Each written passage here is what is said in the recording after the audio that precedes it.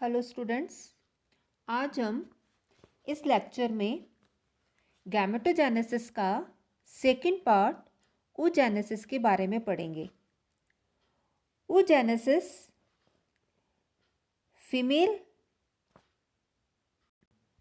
Gamete यानी कि ovum के निर्माण की प्रक्रिया को oogenesis कहते हैं।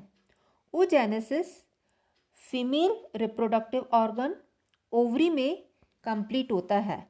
मैमल्स में इसके लिए उदर गुहा में एक जोड़ी ओवरीज पाए जाते हैं जो कि किडनीज के पीछे वर्टिब्रल कॉलम के दोनों ओर मीजोवेरियम नामक मीजेंट्रिक उदर गुहा की पृष्ठभित्ति से लगे रहते हैं।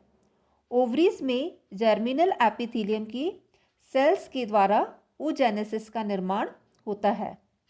ओवरी के अंदर की ओर कनेक्टिव टिश्यू भरा रहता है जिसे स्ट्रोमा कहते हैं।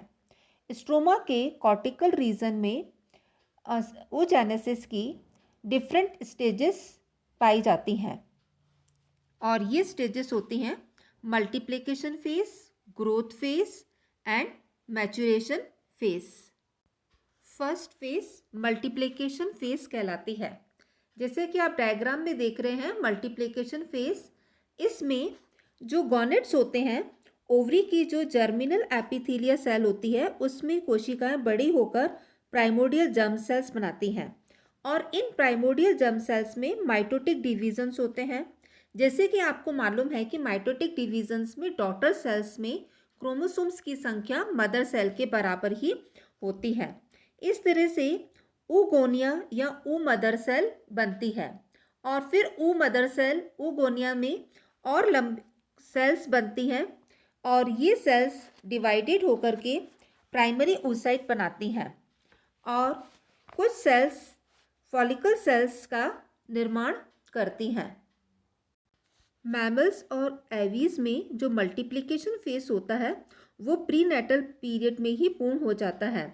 इसलिए जो ये oogenesis प्रोसेस होता है वो एक निश्चित अवधि तक ही होता है और उसके बाद फिर मोनोपॉज स्टेज आ जाती है।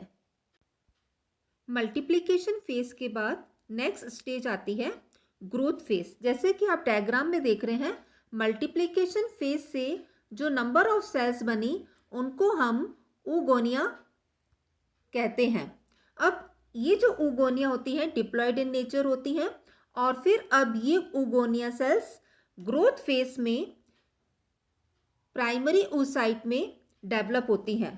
ये जो प्राइमरी oocyte में डेवलपमेंट होता है वो मल्टीप्लिकेशन फेज से जो oogonia सेल्स होती हैं वो पोषक पदार्थों को कलेक्ट कर आकार में बड़ी हो जाती है और इसे हम प्राइमरी oocyte कहते हैं। प्राइमरी oocyte और उसको घेरने वाली जो फॉलिकुलर सेल्स होती हैं वो मिलकर ग्राफियन फॉलिकल कहलाती हैं। फॉलिकल सेल्स और स्वयं प्राइमरी oocyte इनके द्वारा अपने चारों ओर प्लाज्मा झिल्ली और यहाँ प्लाज्मा झिल्ली के चारों ओर म्यूकोप्रोटीन की झिल्ली का निर्माण होता है जिसे जोना पेलिसिडा कहते हैं। ग्रोथ फेज के दौरान खाद्य पदार्थों का संश्लेषण, मतलब जो फूड मटेरियल होता है, न्यूट्रिशन होता है, उसका सिंथेसिस होता है और फिर उसका कलेक्शन किया जाता है। लिवर में जो सिंथेसाइज्ड योग होता है वो सर्कुलेटरी सिस्टम के द्वारा oocyte में पहुंचता है। इस प्रकार जो डेवलपमेंट oocyte होता है उसके आकार में कई गुना वृद्धि हो जाती है और इस दौरान जो अंड कोशिका होती है उसके द्वारा भी प्रोटीन सिंथेसाइज किया जाता है। इसके अतिरिक्त जो फॉलिकुलर सेल्स होती हैं वो भी न्यूट्रिशन की इनकी पूर्ति करती हैं।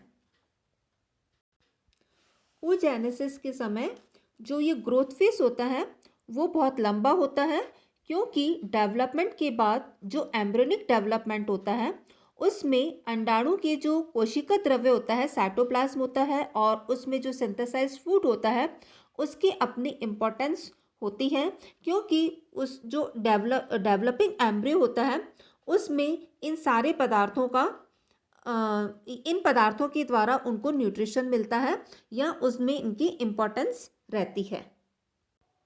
ग्रोथ फेज को बेसिकली 2 पार्ट्स में डिवाइड किया है, प्री वाइटोलोजेनेसिस एंड सेकेंड वाइटोलोजेनेसिस। जो फर्स्ट प्री वाइटोलोजेनेसिस ग्रोथ पीरियड है, इस पीरियड के दौरान जो प्राइमरी oocyte होती है उसके साइटोप्लाज्म की मात्रा और जो न्यूक्लियस होती है उसके साइज में बढ़ोतरी होती है, लेकिन इस समय योग का सिंथेसाइज या कलेक्शन नहीं होता है। इस टाइम पीरियड में जो न्यूक्लियस डिवीज़न होता है वो न्यूक्लियस डिवीज़न की प्रोफेस स्टेज में प्रवेश कर जाता है और यह मियोटिक फर्स्ट डिवीज़न की स्टेज होती है और इस स्टेज में होमोलोगस क्रोमोसोम्स के पेयर्स बन जाते हैं और इसके पश्चात जो डिवीज़न की प्रक्रिया होती है वो मतलब रुक जाती है। अब वो डिवीज़न नहीं होता है, वो इस प्रोफेस की स्टेज पर ही रुक जाती है जब तक कि ग्रोथ फेज कंप्लीट नहीं हो जाता। प्री वाइटोलोजेनेसिस में सेल्स में जो प्राइमरी oocyte होता है उसमें कई चेंजेस आते हैं। First, changes in nucleus. जो न्यूक्लियस होता है उसके साइज में ग्रोथ होती है और इसे जर्मिनल वेसिकल कहते हैं। इसमें न्यूक्लियस की संख्या में वृद्धि होती है और इसके साइज में भी वृद्धि होती है। गुणसूत्रों की लंबाई में वृद्धि होती है। होमोलोगस क्रोमोसोम्स एक दूसरे के निकट आते हैं और इसके अलावा जो गुणसूत्र के क्रोमेटिड्स होते हैं वो लेटरल साइड में कई लूपों का निर्माण करते हैं, जिससे गुणसूत्र लैंप साफ करने वाले ब्रश के समान दिखाई देने लगते हैं और इसे अब लैंप ब्रश क्रोमोसोम्स कहते हैं। जैसा कि आपको डायग्राम में दिखाई दे रहा है कि ये लैंप ब्रश की तरह ये क्रोमोसोम्स दिखाई देते हैं। ये जो क्रोमोसोम्स हैं इन गुणसूत्रों की खोज रूकर्ट ने की थी। इस अवस्था में जो केंद्रक होता है वो डिप्लोटिन अवस्था में होता है। इन गुणसूत्रों का जो एक्सेस होता है वो डीएनए और प्रोटीन द्वारा बना होता है। जो लेटरल लूप्स में भी डीएनए और प्रोटीन के बने होते हैं। गुणसूत्र के एक क्रोमोमियर में लगभग 1 से 9 लेटरल लूप्स उपस्थित होते हैं। लूप्स में आरएनए व प्रोटीन का संश्लेषण किया जाता है। सिंथेसाइज आरएनए में से कुछ प्रोटीन सिंथेसाइज में भाग लेते हैं और जो बाकी के आरएनए होता है उनको इनफॉर्मोसोम्स के रूप में इकट्ठा किया जाता है। ये इनफॉर्मोसोम्स प्रोटीन से घिरे रहते हैं, जिसमें संग्रहित आरएनए का उपयोग जब क्लीवेज होता है उस दौरान किया जाता है। लैंप ब्रश क्रोमोसोम्स को अपन ऐसे आंखों से भी देख सकते हैं। इन्हें जाइंट क्रोमोसोम्स भी कहते हैं। इनके लूपों का निर्माण जीन एम्प्लीफिकेशन के कारण होता है। Next is changes in mitochondria. इसमें जो प्राइमरी oocyte सेल होती है उसमें माइटोकॉन्ड्रिया की संख्या में वृद्धि होती है। माइटोकॉन्ड्रिया की संख्या में वृद्धि से इसमें पाए जाने वाले जो सर्कुलर डीएनए होता है उसमें भी इनकी वृद्धि होती है और ये जो न्यूक्लियस डीएनए की तुलना में जो साइटोप्लाज्मिक डीएनए है वो ज़्यादा बढ़ जाता है। माइटोकॉन्ड्रिया समूह में एकत्रित होकर माइटोकॉन्ड्रियल क्लाउड बनाते हैं। ऐसा माना जाता है कि जो एम्फीबियंस और जो बर्ड्स होते हैं उनमें योग न्यूक्लियस का निर्माण माइटोकॉन्ड्रियल क्लाउड के द्वारा किया जाता है। Next is changes in Golgi body. इसके द्वारा जो एग की प्लाज्मा झिल्ली होती है उसके नीचे कॉर्टिकल ग्रेन्यूल्स का निर्माण किया जाता है, जो कि अंडे के कॉर्टिकल क्षेत्र में पाए जाते हैं। ये कॉर्टिकल ग्रेन्यूल्स फर्टिलाइजेशन मेम्ब्रेन का निर्माण करते हैं, जो कि एग में एक से अधिक जो स्पर्म्स होते हैं उनको एंट्री करने से रोकते हैं। इन कणों में म्यूकोपॉलीसैकेराइड्स भरा होता है और जो फर्टिलाइजेशन मेम्ब्रेन का निर्माण होता है वो एम्फीबियंस में फर्टिलाइजेशन के दौरान ही होता है। Next is changes in endoplasmic reticulum.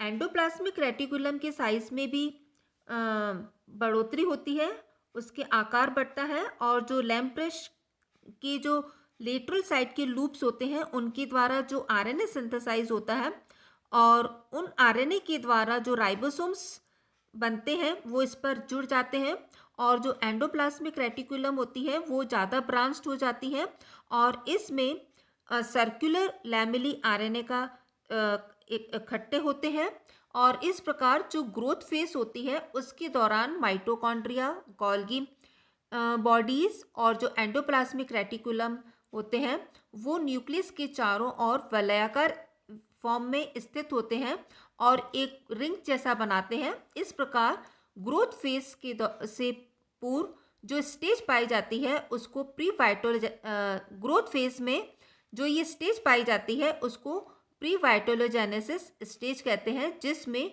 Cytoplasmic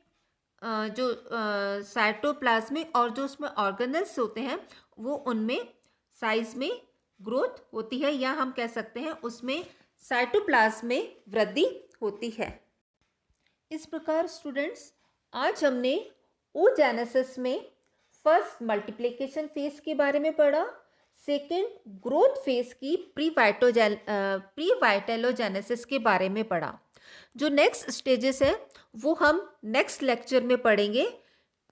okay, thanks class.